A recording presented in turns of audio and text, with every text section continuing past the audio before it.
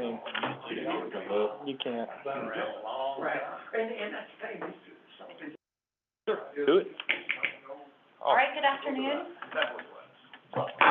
There you Call go. this meeting to order of the Transportation Policy Committee of TIPCA, 12:30 p.m.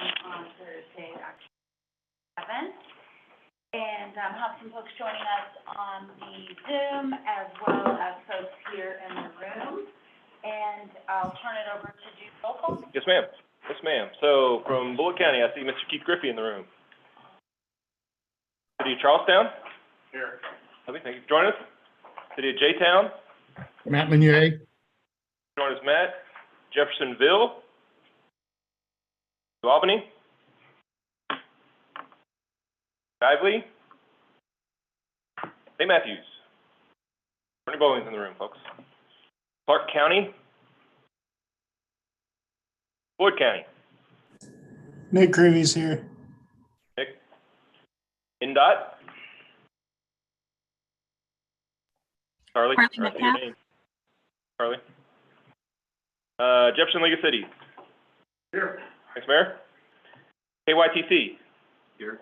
Thank you. Cedro? How about Louisville Metro?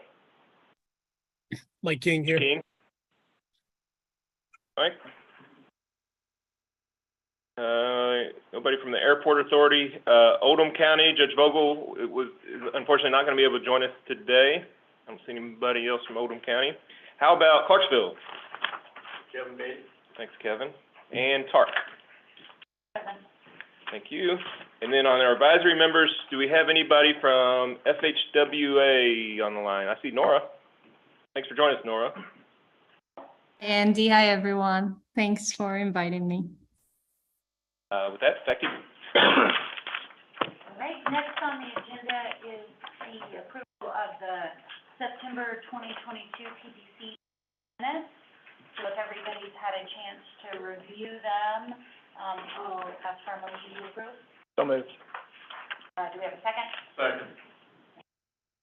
All right, all those in favor of passing the September 2022 meeting, please say aye. Aye. Any opposed? Number 3, public comment period. Wanted the staff to review any public comments? Yep, we have 2 that are in so far. One of them says, I'm writing this email to ask that KIPTA helps KYTC and Metro Louisville reconnect Campbell Street back to Gray Street at the intersection of State Highway 864 with a 4-way stop sign and a crosswalk. Currently, it's been cut off since the 80s from Broadway with no stop signs or traffic signals. This means that cars can go through to Shelby Street at 30 miles an hour or more with no way for pedestrians, wheelchair users, or bicyclists to cross the street safely. We ask that Chestnut Street connector is looked at and the roads of Phoenix Hill neighborhood are reconnected to help bring tourists and residents downtown safely. I would love to have KIPTA meet at Logan Street Market or in Shelby Park neighborhood soon to hear from the residents most affected by the one-way street highways and high-speed traffic in our neighborhoods. To that response, we are working on hopefully attending the November 21st neighborhood meeting of Smoketown with them. So I've been in contact with their person. Let's see. Let me try to pull up the second one. I apologize.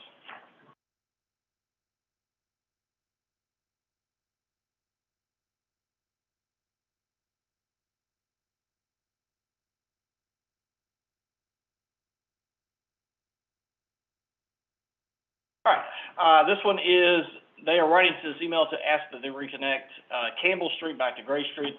I think I just read that one, sorry. We had 2 that were very similar. Here we go. All right, sorry.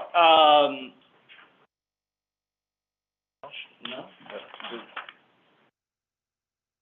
YTC, that's what I just read. Okay.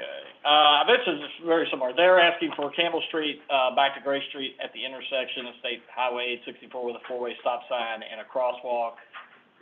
They don't drive a car, have a used bicycle as a primary mode of transportation in Louisville since I moved here in 2018. For 3 years, I rode through this spot 5 days a week to my job downtown. Since February, that's changed to about once a week, because now I can work mostly from home. This spot is one of the two places where I have almost been hit by a car in all the time since I have moved here. The car did not expect me to be there and pulled out right in front of me without looking. The driver was very apologetic and kind, but I had to skid to a stop and quickly turn my bicycle to avoid them. It was a very close call. Cars go through there at 30 miles an hour or more with no way for pedestrians or wheelchair users or bicyclists to cross the street safely. They are also asking that the Chestnut Street connector is looked at, the roads in Phoenix Hill and neighborhoods are reconnected. Two people, very similar concerns, but I'm not seeing, let me see if there's anything else in the chat or the Q&A, which I'm not seeing at this time, and we didn't receive any other comments. Next, up is the public involvement report. Still me.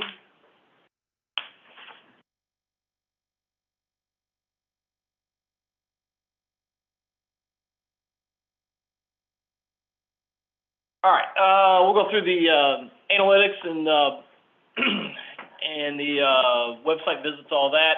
Those are events.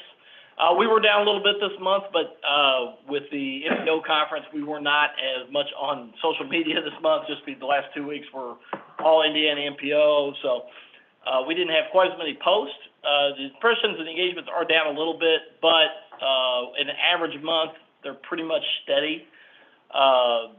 As they kind of remain kind of average for what we usually see this month. Same thing with transportation. Main page was down a little bit, as well as the tip and the MTP page, but still not too badly for a month. The one public comment we did receive from one of the events we went to was just asking for more public transportation. We attended the St. Matthews Chamber of Commerce Business Expo, as well as attended our Middletown Chamber of Commerce meeting and the Louisville Health Advisory Board meeting. I know it's pretty quick to this month, so we'll wrap it up, like I said, with the MPO conference week. Didn't have a whole lot of public involvement in September. It's always great to see different places you'll go and kind of that outreach in the region.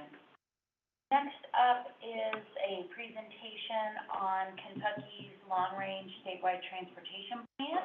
And I believe we have Karen Mohammadi, who is half of Kentucky Transportation Cabinet for that. So Karen, if you're ready and set, we're glad to hear from you. Good to see you.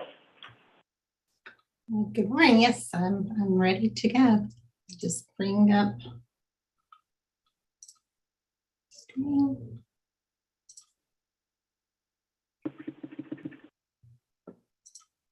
They're getting it set up on the screen here. Oh, okay. We've got you. We can see it, Karen. Yeah. Oh, okay. Well then, let me stop sharing. Oh, we can see your share. Oh, please do share. Please do. I'm sorry. Oh, okay. Well, then I'll go back to sharing. Okay.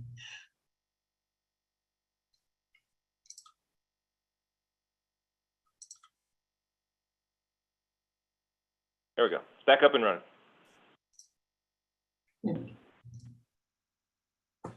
Great. So you can see that well. You can hear me well. Yes, ma'am. Yes, thank you. Okay, great. Well, first of all, thank you for having us. I'm Karen Mohammadi. Right now, I'm serving as the task lead for different parts of the long-range plan. We're really excited to have our plan out for review right now. We've gotten really a good response initially from the KIPTA region in terms of reviewing the plan, and surveys kind of dropped off in the last week or so. Hopefully, this meeting will spur some last minute visits to the survey site. So these are basically the different items of the plan that I'm hoping to go over today. First being the why, how, and what, which is one of the things the cabinet asks on all of their planning studies now. The why is pretty simple.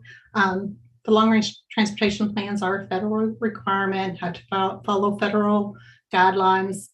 The how is, it was a very collaborative process. We worked with planning partners across the state, including, the MPO, the ads, different modal groups, as well as local, state, and federal representatives to get input into the plan.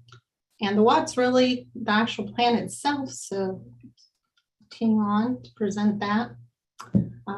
we're completing this with an 18-month schedule, kind of overview of what we've done so far, with the first phase starting in July of 2021, which involved collecting and analyzing a lot of data, and demographics and modal data, trying to figure out what the gaps were, what the needs were.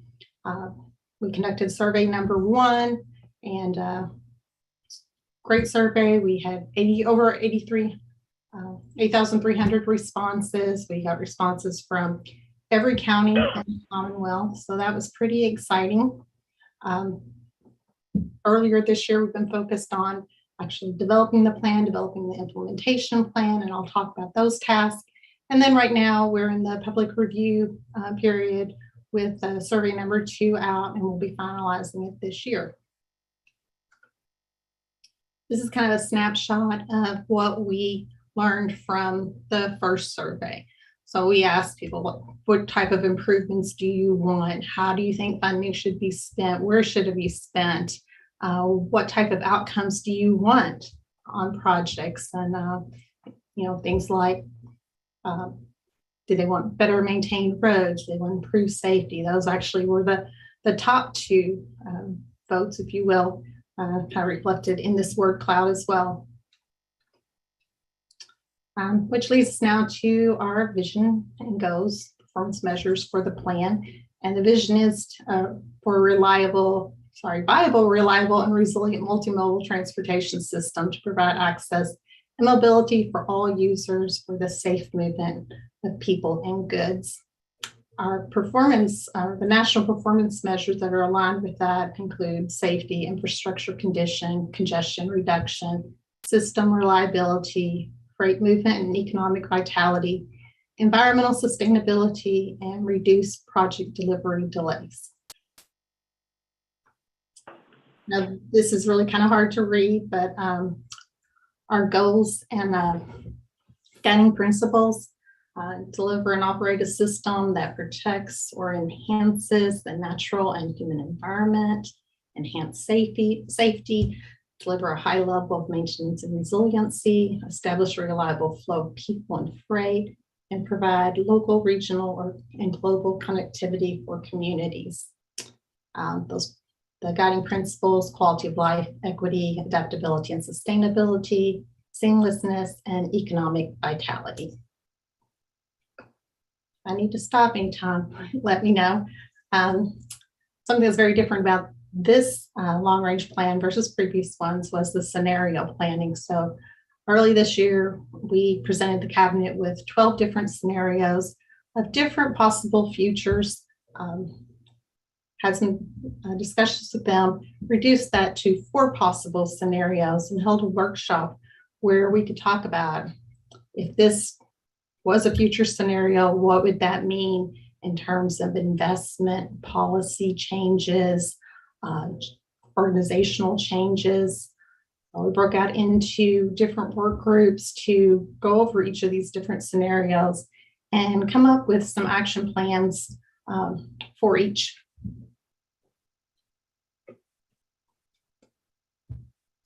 So the 4 possible future scenarios that we settled on were these 3: the survival mode, the live, work local, global market growth, and tech innovations. Survival mode is if we have, more of these natural disasters and other things that are just making it difficult for people to get by. The live, work local is where you've got more opportunities to live and work within a more confined area. So there's less traveling to jobs, for example. Global market, where we see continued growth, especially with our freight hubs. And then tech innovations, where there's more teleworking and telemedicine and electronic commerce. So kind of a lot of the things that we're seeing a little bit of today. So it's about whether we go in one direction more than others, what we need to do to prepare. So we looked at how those would impact revenues, policies, procedures. We used the Decision Lens Impact Dashboard, which allowed each breakout group to decide where they thought spending at the Transportation Cabinet, how it might need to change to better support their scenario. So that was an interesting thing to see basically how much more spending the cabinet would need in order to deal with these different scenarios. And I know that's hard to read as well. There's a little bit about that in the appendices under scenario planning, if anyone's interested in reading more. And so the outcomes of scenario planning was this plan of action. Plan of action themes included network vulnerabilities, investment strategies, policy changes, and internal business processes, which led then to, those themes led to recommendations and tasks for the implementation plan. And our implementation plan covers funding and revenue, programming and project decision-making, the cabinet's organizational structure, and standards and processes. So each of these different groups also have like a responsible party. So it's different entity or entities who have the responsibility for accomplishing the task. For the most part, it's different departments or divisions or groups within the transportation cabinet.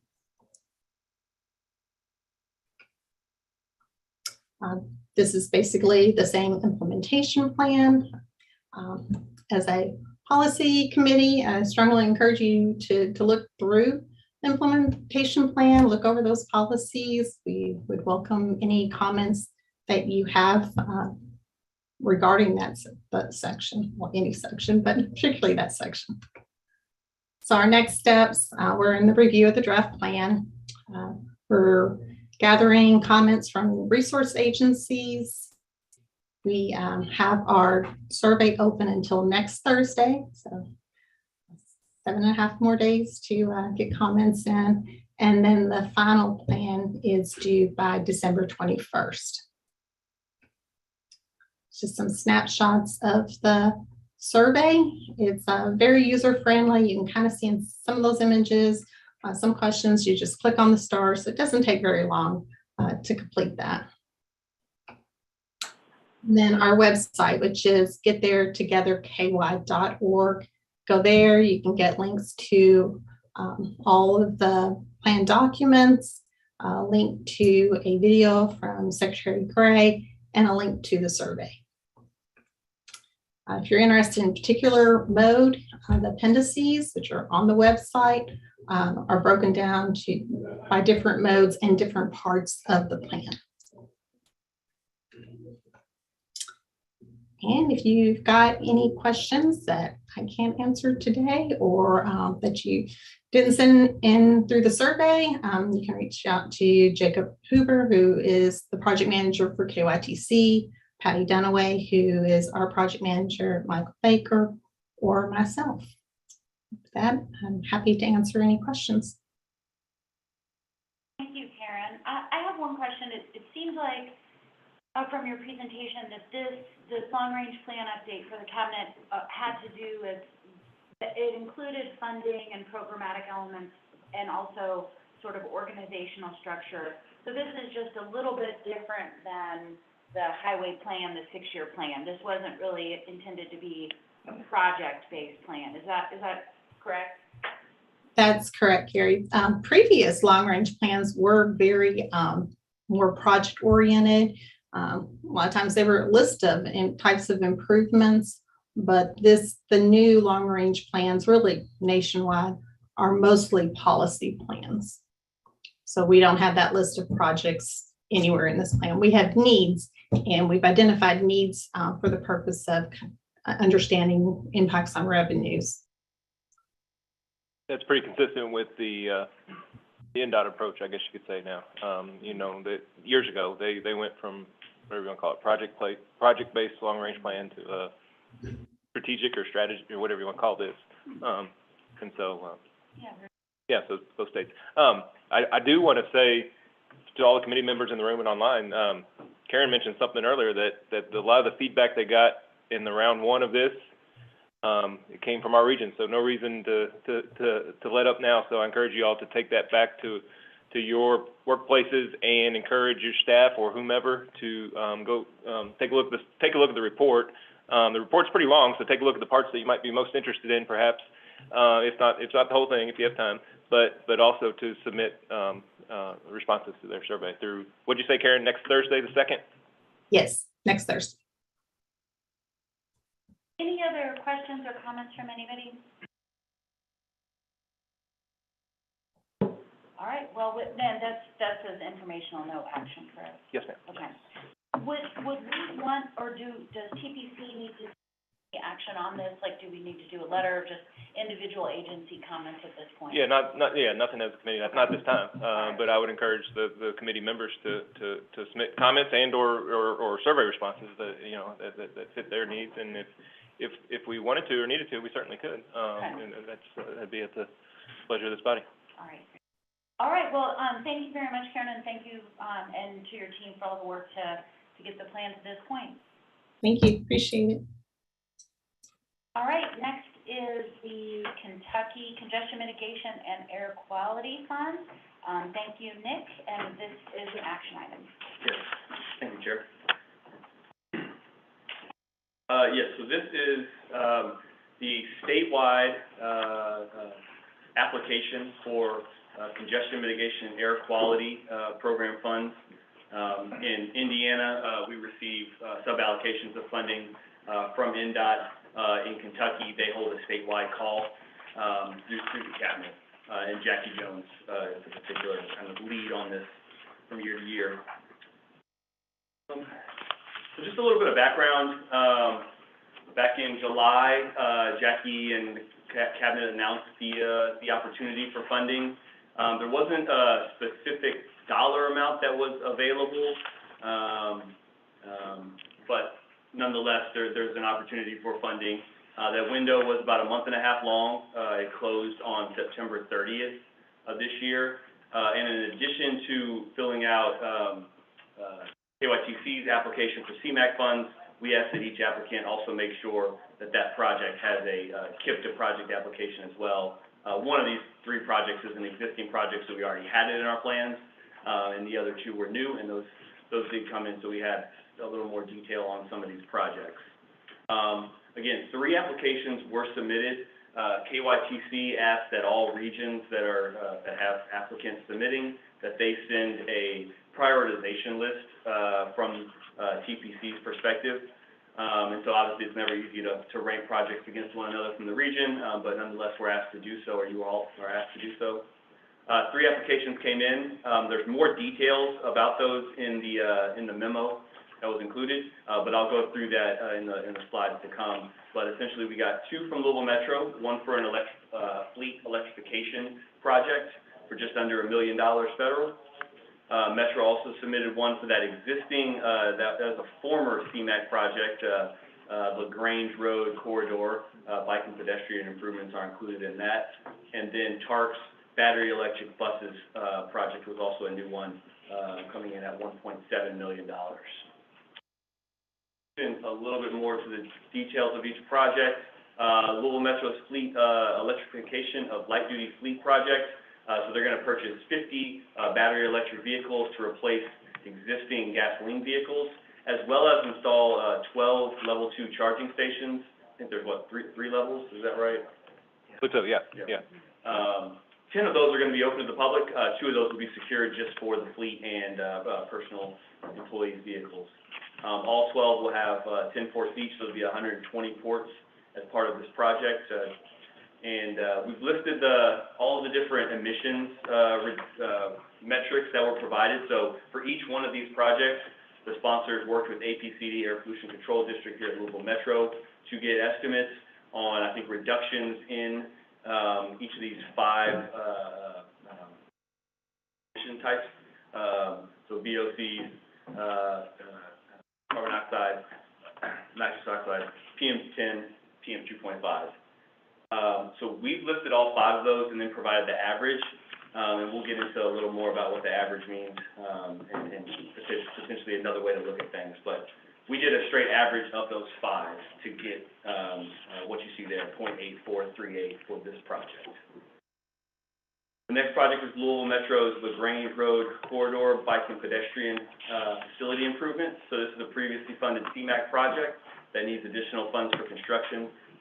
That'll be a similar theme for several of my items today. Obviously, costs are exponentially growing, especially for construction phases right now across the United States and beyond. So this project will, among many things, install a new sidewalk on Woods Mill Road from 1747 to 146, a shared use path on a portion of Kentucky 146, left turn lanes on 146 at Whips Mill, and then right turn lane on 146 at Willow Springs. Again, you can see the metrics that were provided in terms of the emissions benefits from APCD. The average there was 0.582. TARC battery electric buses. So the idea here is to replace two 2009, I think, diesel buses that are past their useful life with two brand new 40-foot extended range electric vehicles. They expect to save obviously a considerable amount of gasoline. The 2009 buses had an average fuel economy of 4.01 miles per gallon, and you can compare that to the electric equivalent of 13 miles per gallon for these new battery electric buses. And just based on those 5 emissions, the average reduction here was 0.3332 for the TARC battery electric buses. So again, TPC is being asked to submit, to obviously approve a prioritization list that we will send to Jackie Jones and her team at KYTC. The proposed prioritization that staff came up with was just based on the average of these 5 emissions metrics. So you can see in that table here from highest to lowest, that would be staff's proposed recommendation. However, it is not really a strong recommendation in that we can see another side of things, which would be that alternative option. So KIPTA is in non-attainment for ozone, and VOCs and NOx are the 2 ozone precursors. So if you were just looking at it from a KIPTA regional standpoint, and you just took those 2 out of the 5, the list would actually completely flip. TARC would be 1, LaGrange Road bike ped improvements would be 2, and Metro's light-duty fleet electrification would be 3. So we have presented multiple options here. There's really no obvious answer, and I think, Andy, you want to point out kind of what you heard from Jackie in terms of the amount of projects and... I think we heard last week, a quarterly meeting of the transportation planners statewide, MPO folks, AD folks, and KYTC district office folks. Jackie was on the MPO call with us, and I think she indicated that I believe there's about 16 projects statewide. Not all counties are eligible for CMAQ funds, probably about 10 to 12 are. So it's not eligible for all across the state. It's unclear if there's enough funding for all projects, and so it's also always unclear what happens once we prioritize it at this table, once it gets to Frankfurt. Okay, so I want to be clear about that to this committee, that this body's recommendation is simply that our third rank one, whatever comes out here in the next minute or two of being our third rank, could be the first one that there's a ribbon cutting at in the future. And so I want to make that clear to folks too. So again, to Nick's point, there's not a great way to do this, and we thought we really want to have some discussion here today and see what you guys think is the proper way to go. Again, the ozone precursors does flip that recommendation upside down. So that's important to note, that we are a no ozone non-attainment area, as Nick said. We are no longer a PM 2.5 non-attainment area. We used to be, and we're not any longer. So doesn't mean it's not a good thing to reduce those emissions too. It doesn't mean that at all. But so just want to make that clear. So hopefully there's some discussion we can have here about where we want to go. Well, I will be glad to state that, of course, as a representative of TARC, we would love to see a higher ranking, but I do understand the ranking and the staff recommendation, so I don't intend to have a big fight over being number 3. I would certainly, entertain a different ranking order, but I'm not. I understand, and I know I've been around long enough to understand how CMAQ works. so. Yes. Yes, it's, Exactly right. yes. It's out of our, Yeah. they're giving us or they're giving you all an opportunity to provide input, but it's, Speaking for Metro, the Range Road, existing CMAQ funds, we've actually bid the project once. We need additional.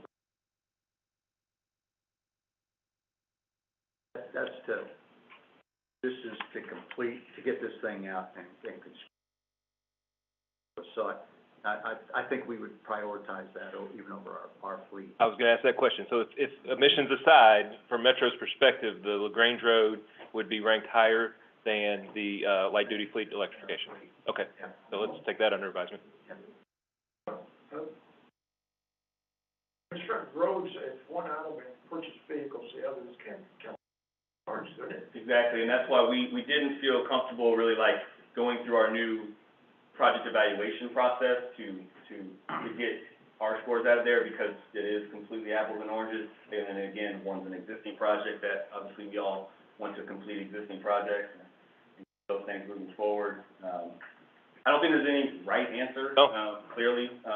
If you flip it, LaGrange is still 2. It's 2 now, under the proposed recommendation, so. And to be clear, there very well may be money for all the projects statewide, Exactly. okay? She indicated to us that they might, that, it wasn't crystal clear. She didn't say for certain how much is available, but we know about how much is available that comes to the state each year. But she also indicated that they might hold a little bit back, so it's not crystal clear how much they will program in Frankfurt, no matter what we send. It's Kip, the staff's perspective, and I'm sure it's TPC's perspective would share this, is that ideally more of these CMAQ dollars get spent, and you probably heard me say this at this table, in our region. There's only 2 non-attainment regions, if I'm not mistaken, maybe 3 with Huntington. I think they're maintenance. Us and Cincinnati, but for better or worse, other counties around the state are eligible, and they take full advantage of this opportunity. And so I'm glad that we have 3 good projects here to send, and hopefully they all 3 could be funded. But I think it is worth going through this exercise to prioritize them as TPC sees fit. So if I'm understanding, we have a couple options. One is to take the staff recommendation, which prioritized the projects based on their ozone reduction, since we're in a ozone non-attainment. The other would be to entertain a motion to vote to change the order of the project priority. Suppose? Okay. Yeah, I suppose, yeah. Yeah, Well, the staff recommendation technically was an average of all 5 of these. Yeah. Average of And then all the 5 alternate emissions, okay. was the average of just the ozone precursors. We Okay, literally thank you. split hairs internally, so it's not, we wouldn't, There's no magic to this, and there's no metric. We made up that metric, average of 5 emissions, metrics, because what else are we gonna do? One does something here and one does something there. One's good on the particulate matter, one does good on the ozone precursors, so. Okay. And we shouldn't, some of them are larger in general, so it's almost like a weighted average would have been more appropriate. So there's no magic to that at all. And so, again, the ozone approach, getting us cleaner and maybe hopefully keeping us well under the ozone standard in future summers, ozone seasons, would be that alternate option, to be clear. That in theory does more for the ozone precursors. It would. Right. Anybody would love to propose or take a stand on one of these 2, I will, I'll just, in my role, sort of dual role right now, I'll sort of be more of a facilitator in this, because I don't want, obviously, I would make a motion to put TARC first, but I don't know that that's exactly appropriate. But if there are comments or questions from the other, policy members. I'm gonna, this is how we do things with scoring in RFPs, right? Because there's so much variability, taking the average that's not so good. But if you gave the largest improvement a 10, and then the other 2 being a % of that, you would take for example,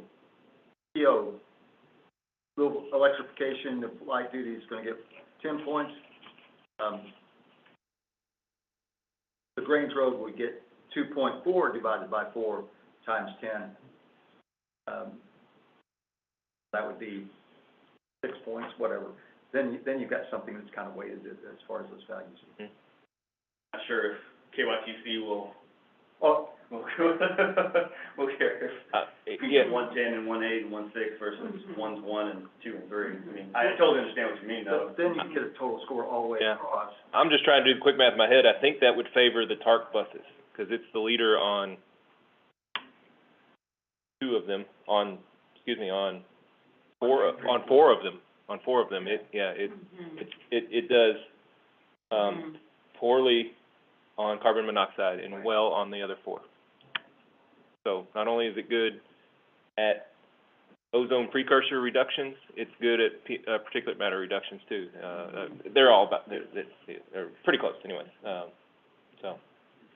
Range PM10, right? You're right, yeah, okay, so LaGrange Road would get the 10s on that one, so, yeah. So what I said is close to being right, but not right. Yeah, triple check these, because, yeah, the decimals. Looks a little. I'll add this to the conversation.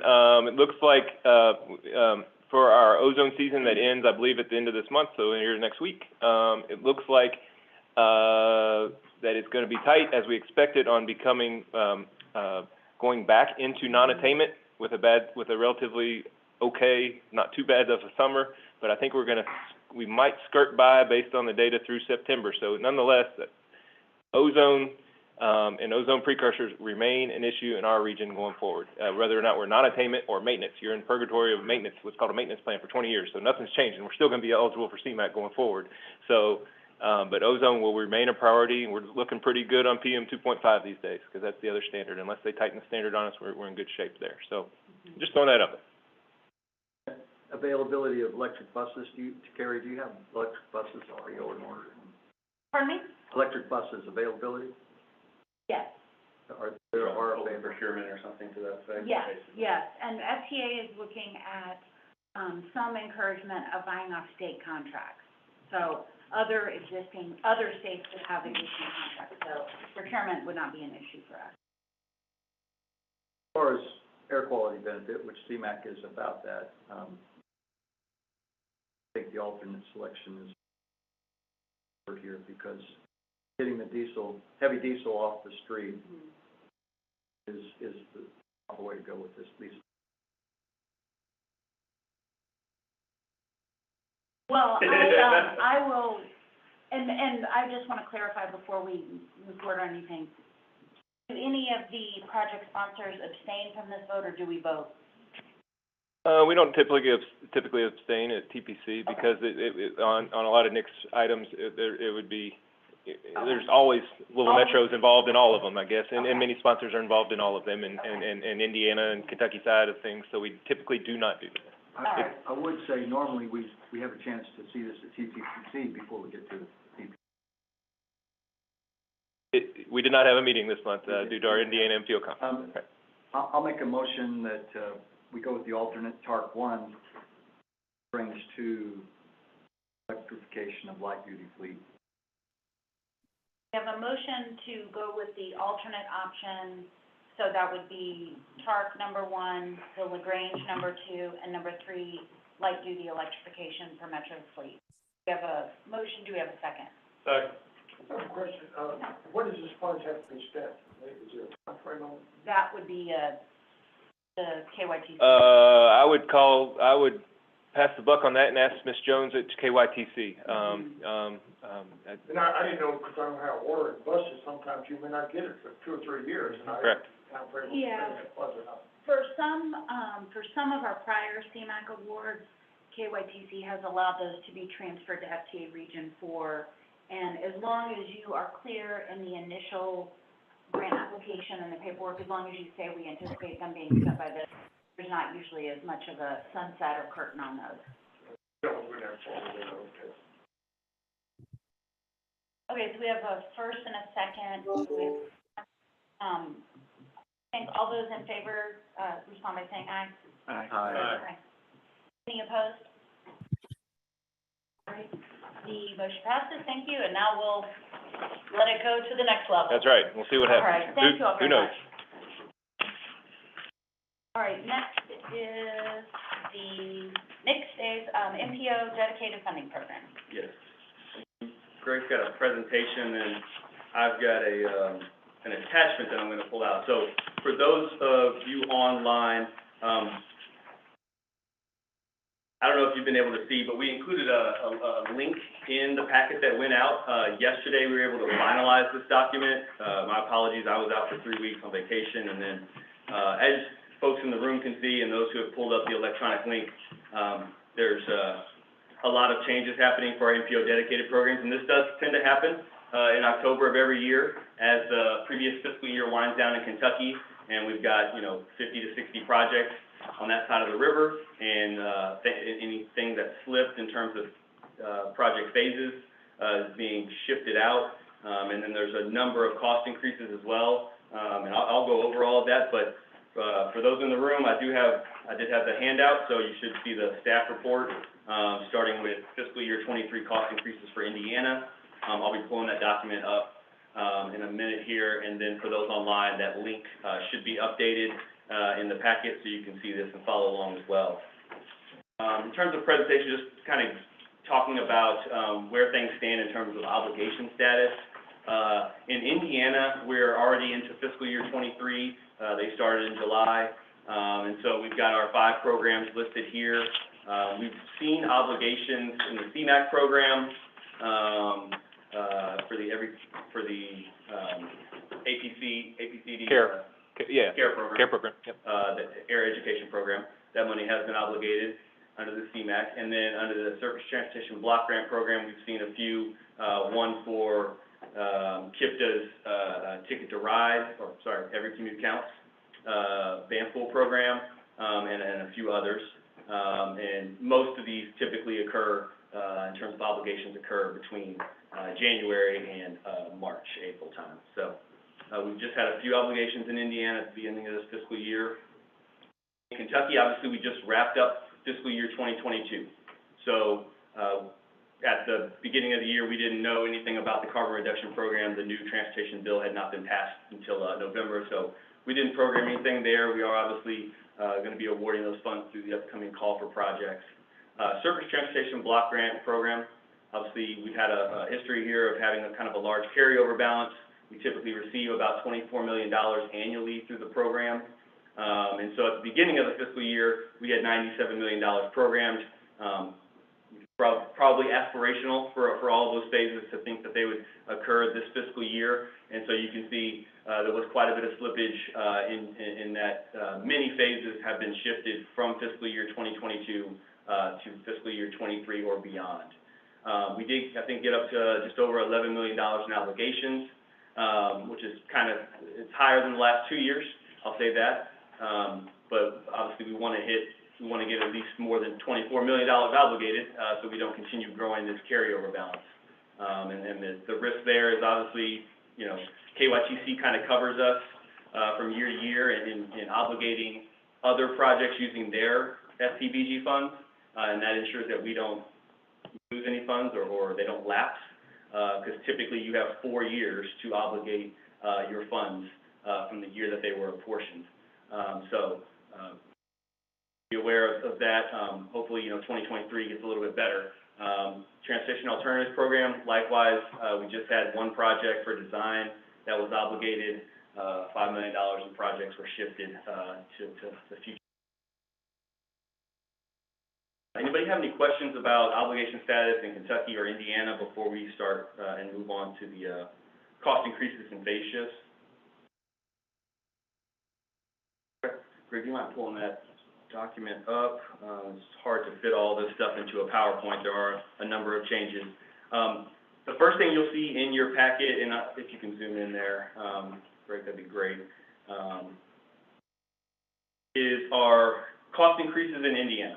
So, as we have every year, we always have a little bit of extra funds that come in through Indiana. This year it was more than normal in terms of how much additional funding is available for cost increases, because in most times, Indiana project sponsors overmatch all their projects. They provide more than 20% match because we just don't have the funding. So there was one project that shifted, and you'll see it later on. Floyd County's Charlestown Road Corridor project, which they're also requesting a cost increase for. That project shifted construction from fiscal year 2023 to 2024, which then freed up quite a bit of money that we're trying to find a home for here.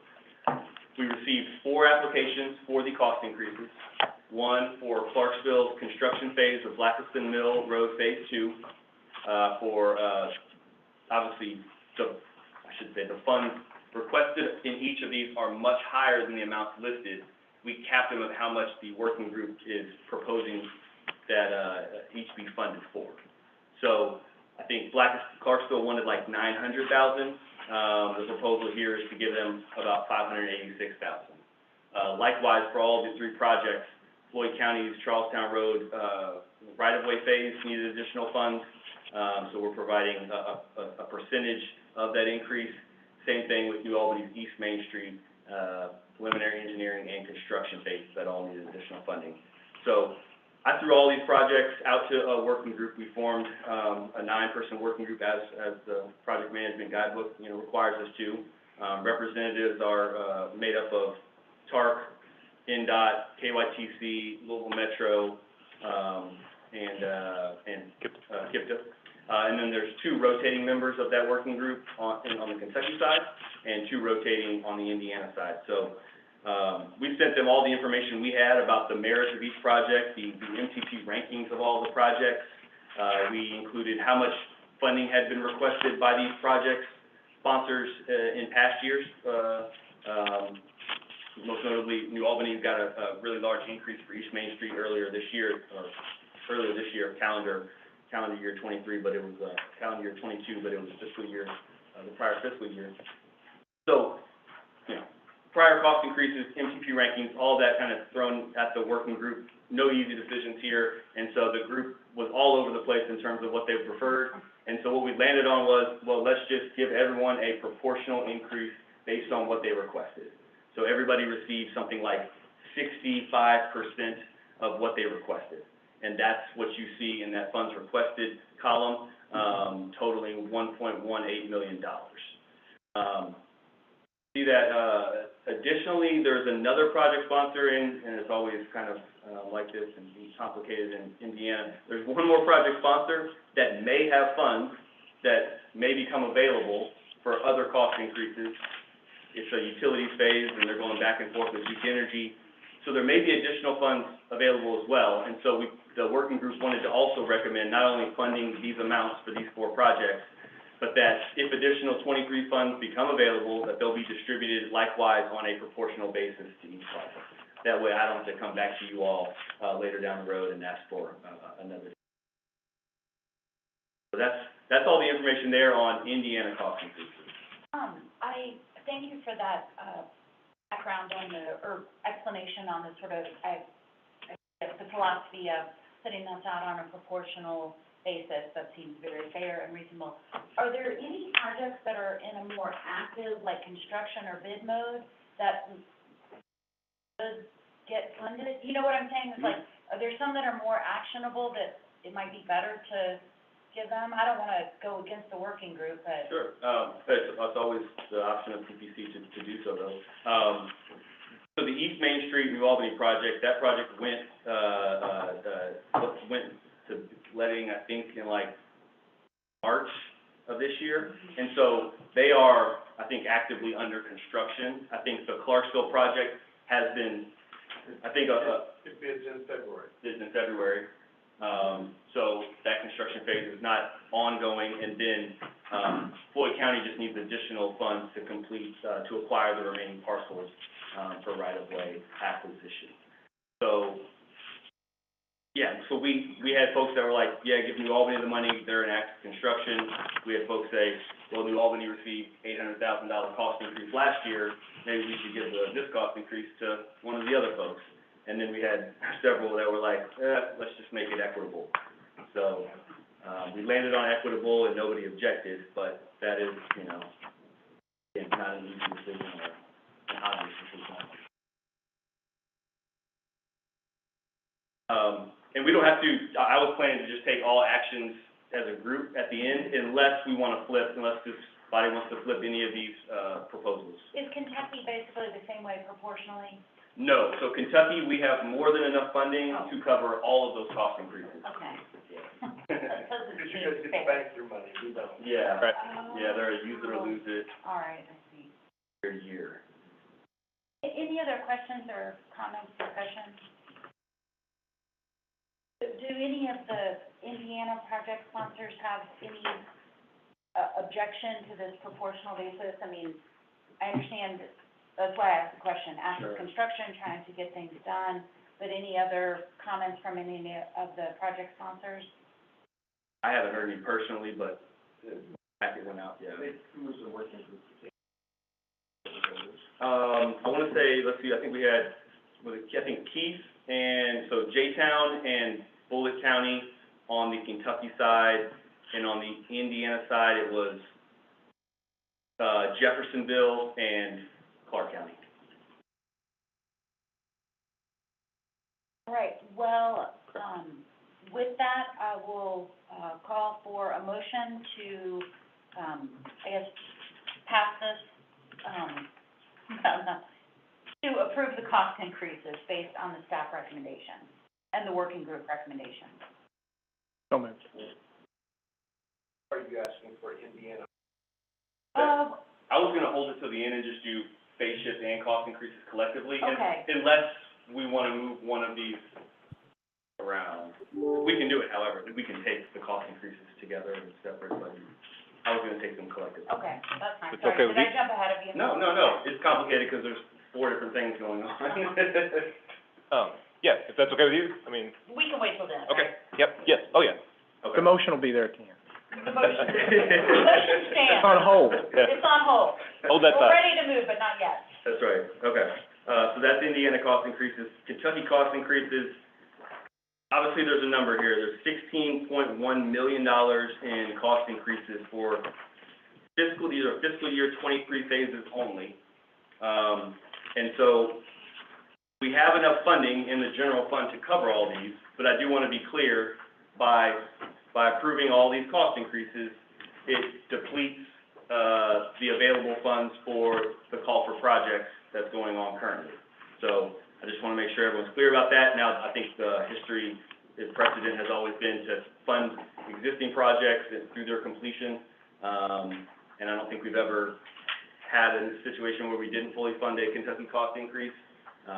But just know that that's a large balance. So, you know, we said there was going to be $39 million for the call for STBG funds. You know, that just got reduced by, $16,000 per these requests. But obviously, with the current situation as it is with rising inflation and construction materials costs, it's not surprising to see this. Does anyone have any questions or comments about the cost increases? Okay. Moving on, there's one phase shift in Indiana, which I alluded to. It's the construction phase of Floyd County's Charlestown Road Corridor, Complete Streets project. They're going to be building a new shared use path along Charlestown Road, and they need, again, some additional right-of-way funding to complete the property acquisitions, and therefore they needed to move their construction phase out a fiscal year.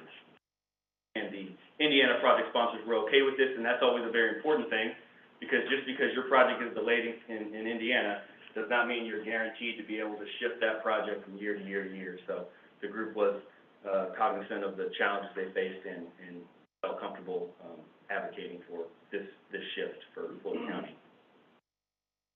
Any comment or question on that phase shift? All right, and then you can see in this packet for Kentucky phase shifts, it's 2.5 pages long of fiscal year 2022 phases and some 2023 phases as well, maybe a few even beyond that, where project sponsors are just realizing, they didn't get to the phase they were looking to get to this fiscal year, and therefore it cascades and you have to move the subsequent phase out and whatnot. So anybody have questions or comments about the Kentucky phase shifts that are being proposed? Okay. And then I am going to present Admin Mod 37 later, but I will say, 100%, pretty much, or 99% of the changes that are in Admin Mod 37 are these cost increases and phase shifts that are included in this current agenda item, so they correlate. But that is all I have for this item. The action is requested is to approve all cost increases and phase shifts. So just to be clear, since I got ahead of us a little bit, so we are approving both for Indiana and Kentucky, the cost increase as well as the phase shift. That's correct. We have a motion for that, if everybody's okay. So we have a motion, do we have a second? All those in favor, please signify by saying aye. Aye. Any opposed? All right, All right, thank you so much. You bet. All right, next we have a report on the KITE, Kentucky Indiana Transportation Excellence Award. Greg? Yep. Hold up. Just want to let you all know that the KITE Award, which is what we give away annually, it's for it'll be the 8th year this time. We give away at the annual meeting in November. We are open for applications right now. We currently don't have any, so I know I sent out emails out to TPC and TTCC last week, but just again, just a reminder, you have until November 1st to get those applications in. We currently have it on our website, so if you go to KIPTA.org, you roll over to the committees and councils, just drop over to the Transportation Policy Committee. You will find a nomination form you can download there, just email them back to me. We are asking November the 1st, just simply so that staff has time to review all the applications that we receive, and we get the award ordered in time so that we have it for the annual meeting on the 22nd. But yeah, that's if anybody has any questions, I'll gladly take them. But just a reminder that that's going to go on. Nominate your projects. Got a good chance. Yeah. All right, thank you. Great, administrative modification, we didn't give you a second to wrap, Nick. You backed up at it. Greg split mine up, though. I appreciate that. 2 and 2. Again, admin mods, for those who are on virtual, that link that was in the mail-out packet is active as of yesterday. It includes all the cost increases and phase shifts and maybe a little bit extra in terms of what's in here. There's no approval needed on this. This is informational only. I'd be happy to go through and talk about any of these projects. If anybody is interested, you can totally do that. But otherwise, that's all I have for Admin Mod 37. Right. Anybody have any questions on that? I know it's a good bit.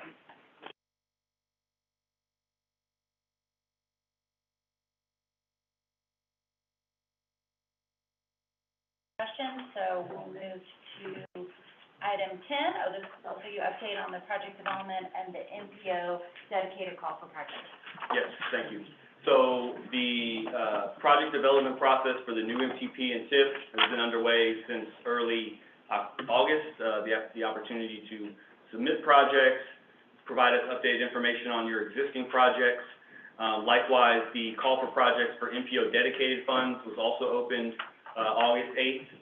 Both of those closed on Monday, October 31st. So if you haven't gotten any of your applications in for either just new projects for the planning process, or if you plan to compete for MPO dedicated funds, please make sure you get those in as soon as possible. There's obviously going to be a lot of work ahead for staff once that Monday ends and we kind of look at the project that we received. From what I can tell now, we've received about, I think, a little over 100 new projects that are being proposed to be added to the MTP and/or TIF. We've been working with all the project sponsors on their existing projects to make sure they can get those updates to us. In terms of the call for projects, I think we received about $23 million in funding from the Indiana project sponsors. I think we have probably around $20-ish million available. And then in Kentucky, I think with some recent Metro submittals this morning, I think we might be up to maybe $40 million in applications for MPO dedicated funds. And between the three programs, I think we have probably about 35 to 45 million. So Obviously, like there always is, there's gonna be a lot of competition for these funds. Staff will be reviewing these projects that come in, both for project development, and for the call in November, and December, preparing materials, and then I'll be forming a working group, obviously, for the call for projects, likely in, January, to try to review all the recommendations, or, review all the applications, and provide a recommendation to TPC, and TCC, of course, in February. So we're still on track timing-wise. Obviously, staff has a huge weight to lift here in the next month or so, because not only do we have to, review all these projects, we've then got to input all of that new and updated information into our travel model so that we can work with APCD to then run our air quality conformity analysis. So a lot of pieces to come, but does anyone have any questions or comments about the process, deadline, or anything else? I'm happy to take it. Thank you to those of you that got them in early. That helped us out a little bit to get a little better handle on things, and so, but they're not late yet either, so. Happy Halloween. Exactly. And Dirk always told me, always make the last day of an application or a process a deadline on a Monday. And I appreciate that. I point that out every time I see it. Thank You do. man. I do appreciate All right, thank you so much, Nick. You bet. Thanks, you all. that shades of my private sector life. Yeah. You can work with Friday afternoon is Monday, basically. Right, yeah, so, yeah. Next, item 11, the update on the Safe Streets for All grant. I believe Andy is gonna take the place of Alex for that. I will try to, yes. So Alex is at a conference this week, and so, I'll try to be a stand-in on this one. So this is an update to the, Safe Streets for All Action Plan grant submittal that we submitted back in September. There is a robust meeting memo, so that Alex wrote, so he's got all the details, but I'll try to do my best here.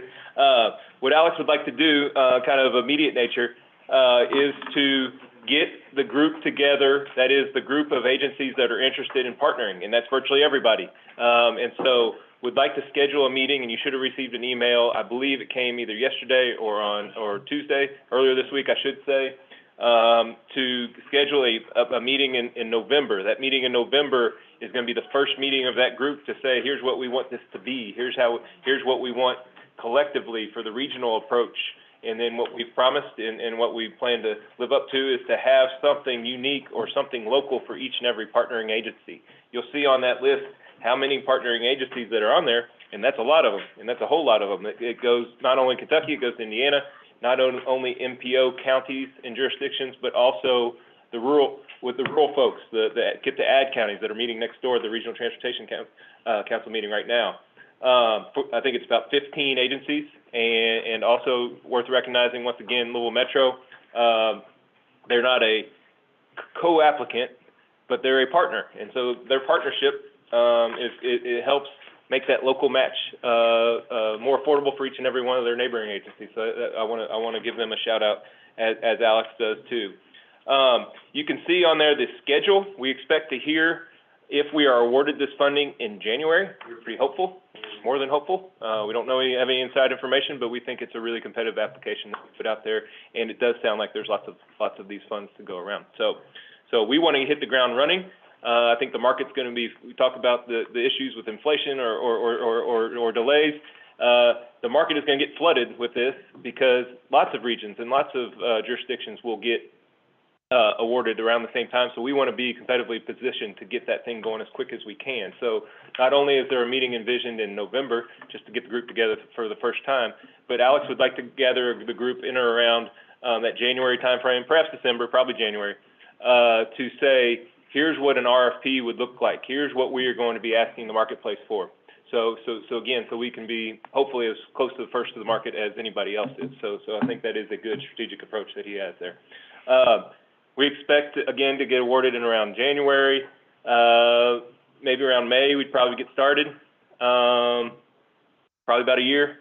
And then what that will also do, not just be first to the market, there will be additional cycles, I guess 4 additional cycles for this grant in future years to get not the action plan, where you say, here's the approaches, but the implementation grants go to build the projects, okay?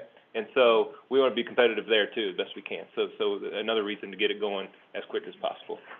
I think that's about it. There's more in there that Alex would go into if he was here. He does a great job of administering this, and it is a new world for us at the MPO to cross urban and rural boundaries, I'd say, on this, and that's a good thing. And to be in part because the states were not eligible applicants for this particular grant, it puts us in a unique spot to be like, well, we don't, maybe it helps.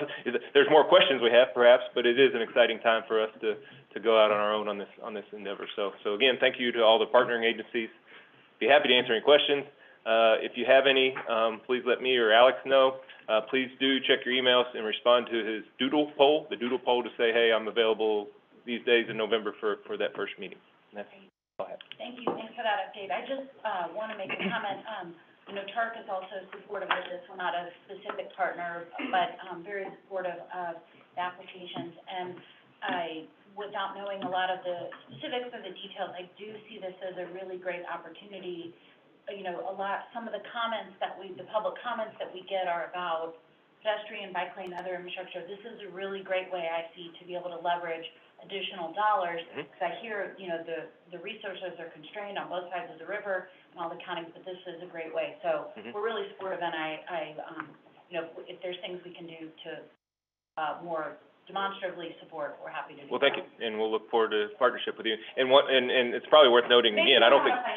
Oh, that's okay. We got the money. We got letters from all these folks about the money. But it is new money, meaning this is a safety program that's different and separate from the formula safety funds known as HSIP, Highway Safety Improvement Program funds, that come to us for our Indiana jurisdictions directly and through KYTC in Kentucky. So this is new money. So we're trying to take full advantage of this opportunity. It's a lot of money, or a lot of money is available. And again, I think Alex mentioned this before. Let's say even without the implementation grants, if we don't get millions and millions in those in the future, what this does, it sets each and every agency that's partnering with us in this endeavor. It gives you all an individual plan to say, here's some issues that are identified. Here's some things I'm going to look to do with our own money, with our local dollars, or pursue the dollars and be on that list that, you know, in a year or two's time, that Nick just presented right there, a project that might be funded through all sorts of channels. So it is an exciting thing, and I think it is going to be a really productive thing in the end. All right, next is the other business. Any other business? I've got three items. Nick, you want to go first? Yeah, please. All right. Just a few other grant opportunities I just want to make folks aware of. I forwarded emails from the NDOT newsletter, so I know all of our Indiana project sponsors may have already been aware, but there are opportunities for statewide calls for projects for railroad improvement projects and bridge projects, as well as the normal, they call it the Community Crossings Program, that helps some smaller governments and whatnot help out with their main roadway maintenance and things of that nature. USDOT has a grant that is closing. Applications are due November 18th. It's called the SMART program. So this is one of the many new discretionary competitive programs. It's called Strengthening Mobility and Revolutionizing Transportation. It's kind of a demonstration program. There's up to $100 million available. Regions can show through the use of new technologies and other emerging, you know, ITS infrastructure on how they can, you know, more effectively handle congestion, safety, and other things. That's not new, though. It has been. SMART's been around for a long time? Okay. Well, I think it was the Mobility on Demand Sandbox and then Advancing Innovative Mobility. It was under a Different names. Yeah. They New just listed like RAISE or, you know, New whatever. acronym. AC, whatever. Every administration has to do it, right? So those SMART grant applications are due November 18th. So if you have any questions about SMART or Indiana project sponsors have questions about those three Indiana opportunities, just let me know. So I've got three things, hopefully real brief. First, at the board of directors meeting immediately after this, there will be a presentation that is a recap of the recent 2022 Indiana MPO conference that KIPTA hosted.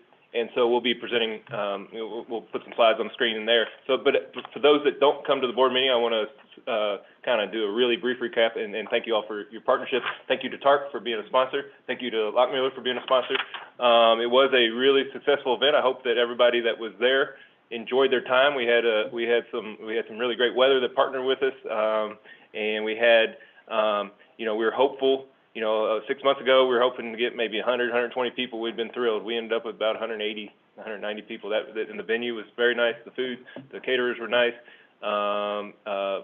From those of you that are board members, it's pretty much thanks to our sponsors and the registrations, it became pretty much a break-even thing. So it didn't cost the agency anything, so to speak. From what we heard, and late breaking news, we had a logo. We partnered with Field Trip. Field Trip is the agency that we partner with to do some of our marketing at KIPTA, and they were a what do they call it, in-kind sponsor. So they offered their services to be a prime sponsor of our event.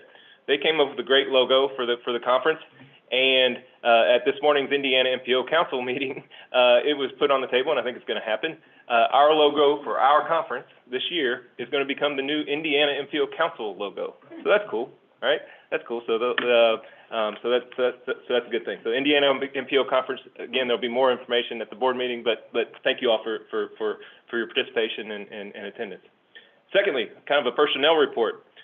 We have finally filled the position, transportation planner position. We've had it open for a couple of months now. We have hired somebody, and she is going to start on Monday. Her name is Chris Nicholas, and Chris Nicholas comes to KIPTA via or from the U.S. Census Bureau. So we're excited to have another transportation planner on staff here starting next week. Third, last but not least, next month's TPC meeting is going to be the annual meeting, if you will.